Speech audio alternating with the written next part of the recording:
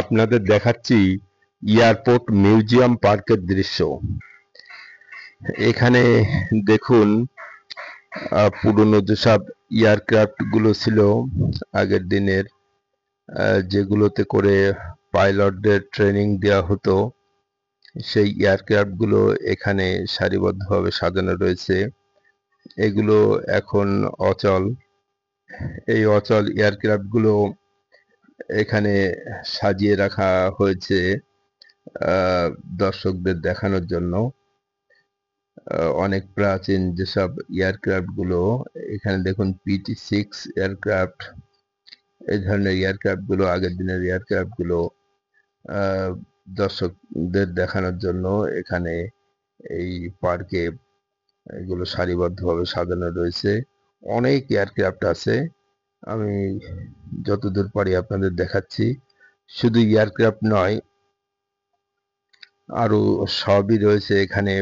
শিশুদের এবং বড়দের বিনোদনের সমস্ত ব্যবস্থায় আছে। এয়ারলাইন্সের তত্ত্বাবধানে এই পার্কটা পরিচালিত হয়। যদিও এখানে ঢুকতে প্রবেশ মূল্য আছে।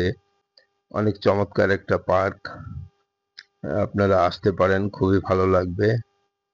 এখানে দেখুন আরো সব এয়ারক্রাফট গুলো এখানে সারিবদ্ধভাবে সাজানো রয়েছে। অনেক পুরনো এয়ারক্রাফট, যেগুলো এখন আর কেউ দেখতে পাবে না। সেসব পুরনো দিনের স্মৃতিগুলো এখানে পাবেন। এই বিকালের শুনশান নীরব পরিবেশ, চারিদিকে শান্ত কলকাকলিতে ভরা, পাখির কুজনে মুখরিত।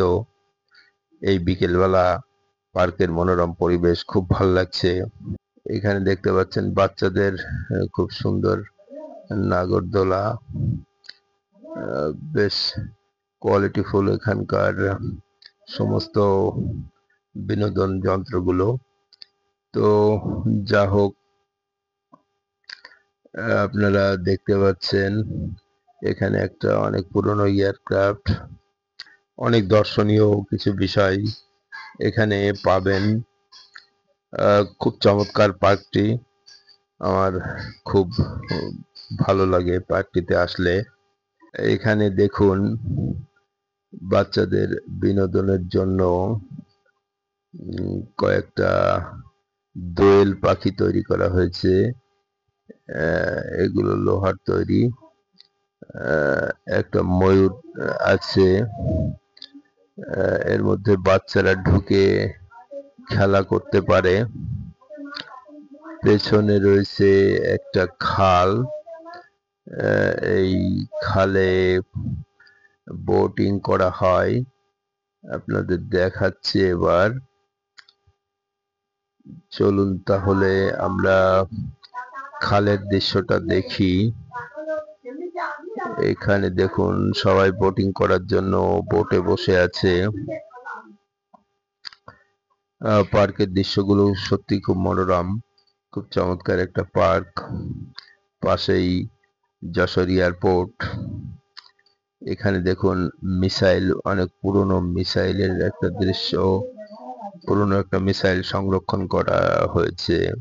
পার্কে অনেকেই ঘুরতে এসেছে। দেখুন খুব চমৎকার একটা টয় ট্রেন, দেখুন এখানে একটা বুলেট টয় ট্রেন বাচ্চাদের বিনোদনের জন্য এখানে সংরক্ষণ করা হয়েছে।